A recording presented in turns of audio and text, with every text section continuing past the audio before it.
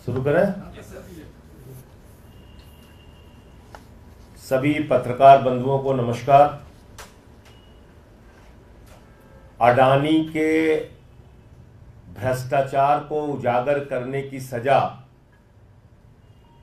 मुझे 6 महीने जेल के रूप में मिली। और आपको याद होगा कि देश की संसद में मैंने नारा लगाया था प्रधानमंत्री जी के सामने कि मोदी अडानी भाई भाई देश बेच के खाई मलाई। क्योंकि 18 महीने पहले हिंडनबर्ग की एक रिपोर्ट आई जिससे पूरा देश और पूरी दुनिया अचंभित रह गए। वो रिपोर्ट क्या कह रही थी? वो रिपोर्ट यह कह रही थी कि दुनिया के तमाम घोटालेबाजों को इकट्ठा करके भारत से मनी लॉन्ड्रिंग करके अडानी ने हजारों करोड़ रुपए मॉरिशस में फर्जी कंपनियां बना के चैन चुंग लिंग, नासिर अली, इन लोगों के माध्यम से फर्जी कंपनियां बना के हजारों करोड़ रुपए लगाया। और उन्हीं कंपनियों के जरिए गौतम अडानी का भाई विनोद अडानी भारत में शेयर बाजार को बढ़ाने के लिए, अपने कंपनियों के शेयर को बढ़ाने के लिए, अपने कंपनियों के शेयर को ओवर वैल्यू करने के लिए, यानी वास्तविक वैल्यू शेयर की उतनी नहीं है, उसमें फर्जी कंपनियां बना के विदेशों से पैसा लगाया गया और शेयर का दाम बढ़ाया गया। वास्तविक दाम शेयर का उतना नहीं है, लेकिन बाहर से फर्जी कंपनियां बना के विनोद अडानी के माध्यम से हजारों करोड़ रुपए हिंदुस्तान में अडानी की कंपनी में लगाया गया, उसके शेयर का दाम बढ़ाया गया। और जब हिंदुस्तान के छोटे निवेशक, आम आदमी, मिडिल क्लास के लोग उस शेयर को बढ़े दामों पे खरीदते हैं तो कुछ दिन बाद वो शेयर की वैल्यू जब घटती है तो उनका पैसा डूब जाता है। और याद रखिएगा, न्यू पेंशन स्कीम, देश के लाखों कर्मचारियों की पेंशन, एनपीएस, उसका पैसा भी शेयर मार्केट में लगता है। एलआईसी का पैसा भी शेयर मार्केट में लगता है। और अगर वहां ये घपला और घोटाला हो रहा है तो अडानी का पैसा नहीं डूब रहा है, इस देश के आम आदमी का पैसा डूब रहा है। ये सरल भाषा में हमें समझना चाहिए। ये अडानी का पैसा नहीं डूब रहा है, उसने तो भ्रष्टाचार कर रखा है। ये देश के लाखों करोड़ों लोगों का गाढ़ी कमाई का पैसा जो शेयर बाजार में वो लोग लगाते हैं, वो पैसा डूब रहा है। और कितना डूबा आप कल्पना कर सकते हैं? अगर मैं इस प्रेस कॉन्फ्रेंस में कहूं तो जीरो लगाते लगाते आप थक जाएंगे। जब हिंडनबर्ग की रिपोर्ट का खुलासा हुआ तो 8,50,000 करोड़ रुपए हिंदुस्तान के लोगों के डूब गए शेयर मार्केट में।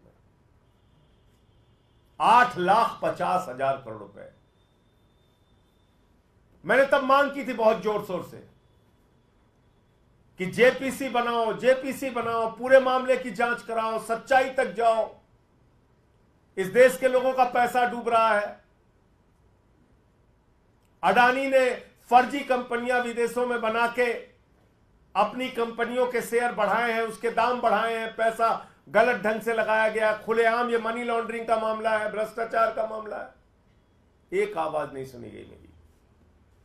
मोदी जी ने क्या किया? मोदी जी ने कहा इसको पकड़ के जेल में डालो। उठा के मुझे जेल में डाल दिया गया। 6 महीने में जेल में रहा। जुर्म यही था, मैं फिर दोहरा रहा हूं, वो नारा संसद में, मोदी अडानी भाई भाई देश बेच के खाई मलाई। और आज क्या खुलासा हुआ है? माननीय सर्वोच्च न्यायालय में जब मामला गया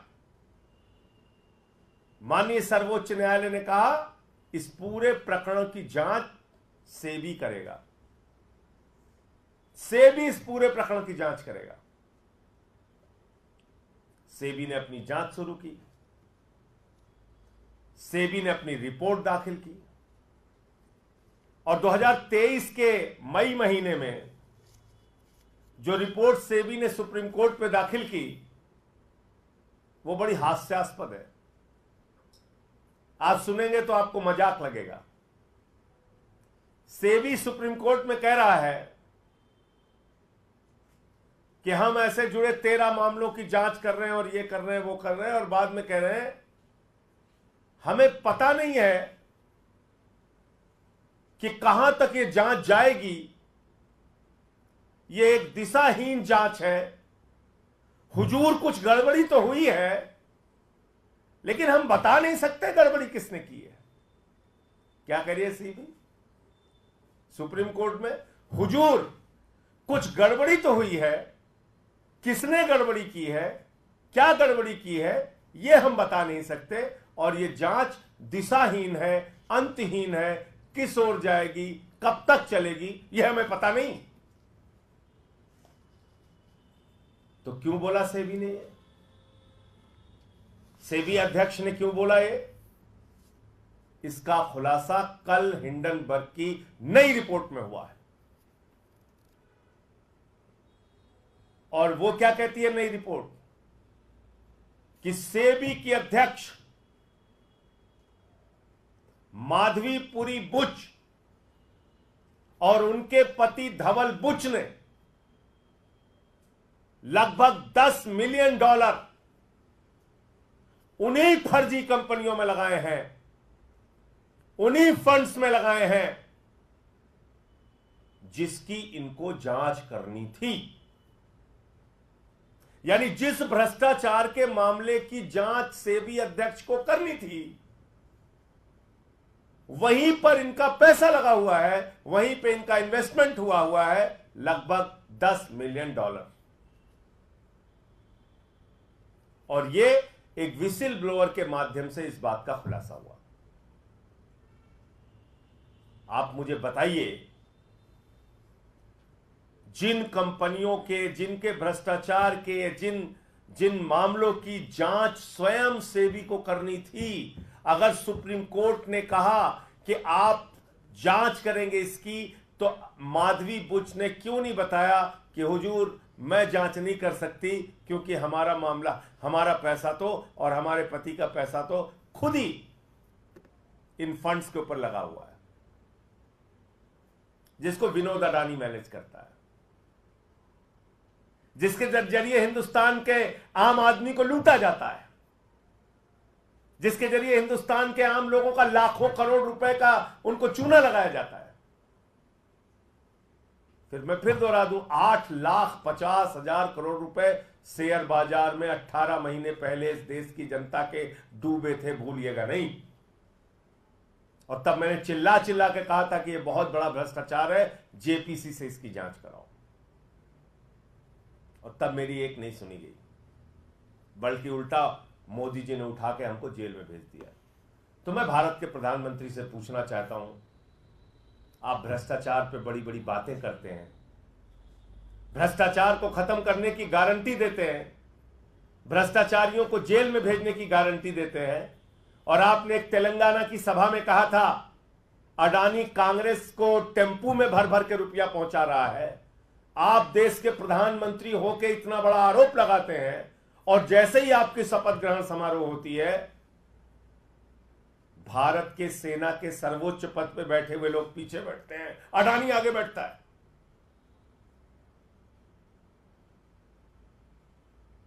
यह आपकी असलियत है प्रधानमंत्री जी।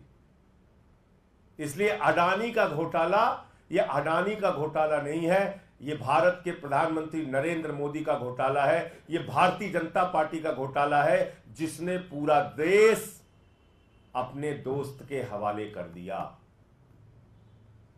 हिंदुस्तान के एयरपोर्ट की जमीन, हिंदुस्तान के सारे, लगभग सारे एयरपोर्ट एक एक करके अडानी को दिए जा रहे हैं। रेल अडानी को, सेल अडानी को, कोयला की खदान अडानी को, गैस अडानी को, पानी अडानी को, बिजली अडानी को, सड़क अडानी को, सीपोर्ट अडानी को। सब कुछ आप एक व्यक्ति के नाम नीलाम करने जा रहे हैं। और आपने प्रभु श्री राम को भी नहीं बख्शा, भगवान श्री राम की नगरी को भी आपने नहीं बख्शा। जो जमीन भारतीय सेना के लिए आरक्षित थी, 13,000 एकड़ जमीन आपने उठा के अपने दोस्त अडानी को दे दिया, अयोध्या में, प्रभु श्री राम की नगरी में। आप ना राम के हैं, ना आम के हैं, ना किसी काम के हैं प्रधानमंत्री जी। आपका एक ही मकसद है, अपने दोस्त के नाम पूरे देश को नीलाम करना। और इसलिए अब ये जो मामला सामने आया है, सेबी अध्यक्ष की सारी जांच बेबुनियाद है, निराधार है, और अडानी के किसी भी मामले की जांच में दी गई, उसकी कही गई बात और रिपोर्ट का कोई मतलब नहीं है जो सुप्रीम कोर्ट में उन्होंने दाखिल किया है। माननीय सर्वोच्च न्यायालय को इसका संज्ञान लेना चाहिए, क्योंकि तथ्य छुपाए गए, सच्चाई छुपाई गई सुप्रीम कोर्ट से। सरकार ने झूठ बोला सुप्रीम कोर्ट में।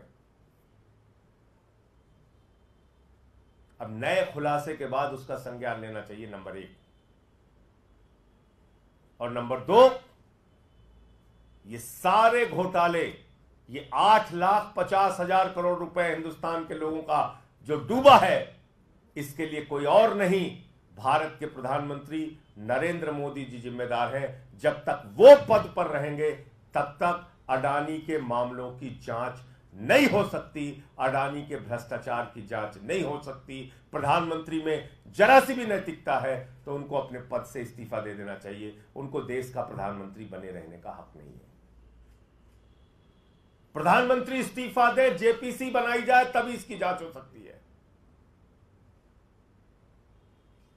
ज्वाइंट पार्लियामेंट्री कमेटी के माध्यम से इसकी जांच हो सकती है,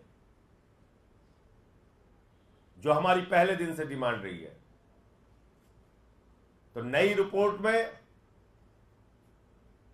एक पहले तो बात आई थी, इनके एक श्रॉफ करके है, वो समधी है, सेबी के अधिकारी। दूसरा मामला आया, सेबी का अध्यक्ष खुद ही फंड में पैसे लगाए हुए। तो इसलिए मुझे इतनी बात कहनी थी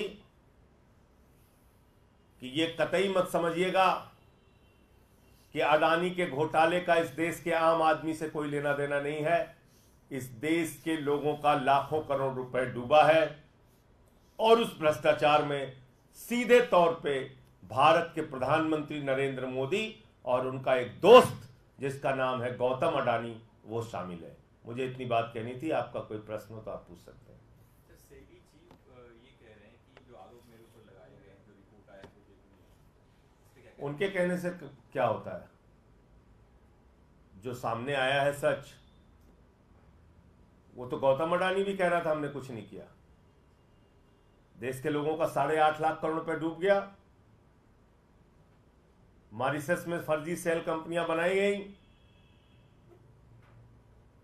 गौतम अडानी ने अडानी कंपनियों के शेयर वैल्यू बढ़ाने के लिए वो शेयर खरीदे, उसमें पैसे लगाए, ओवर वैल्यू हो गई तो आम जो छोटे इन्वेस्टर हैं उन्होंने उसको खरीदा बड़े दामों पे, उनका पैसा डूबा। जब उसकी मार्केट वैल्यू कम हुई तो ये पूरा मामला है। उनके कहने से कुछ नहीं होता, अब पूरी सच्चाई सामने आ चुकी है।